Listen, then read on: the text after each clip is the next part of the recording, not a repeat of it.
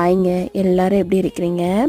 அமெரிக்காவில் இந்த டே வந்துடுச்சு. இதுக்காக எக்ஸ்பெக்ட் பண்ணி வெயிட் பண்ணிட்டு இருப்பாங்க நிறைய பேர். பிளாக் ஃப்ரைடே, தேங்க்ஸ் கிவிங் டே அப்படின்னு சொல்லிட்டு ஒரு வீக் ஃபுல்லாக லீவு தான் போங்க அப்படிங்கிற மாதிரி என் ஹஸ்பண்ட்க்கும் ஒரு 3 to 4 days லீவ் விட்டுருக்காங்க.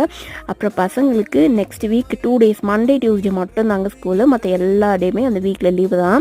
தானே ஆசைப்பட்டாய் பாலகுமாரி அப்படிங்கிற மாதிரி என்ன நல்லா வச்சு செய்ய போகிறாங்க ஆல்டேவும்.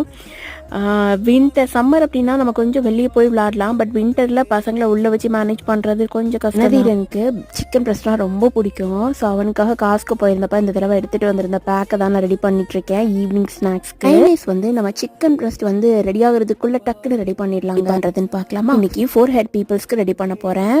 10 cubes ஆஃப் பண்ணி, ஜமா பெப்பர், பட்டர், இஞ்சி பூண்டு, நான் இன்னைக்கு கஸ்தூரி மேத்தி கொஞ்சமாக எடுத்துக்கிட்டேன். இதெல்லாம் சேர்த்து கொஞ்சம் வெண்ணி தண்ணி ஊற்றி பிளெண்ட் பண்ணி சாப்பிட்டா செம்ம டேஸ்டாக இருந்ததுங்க.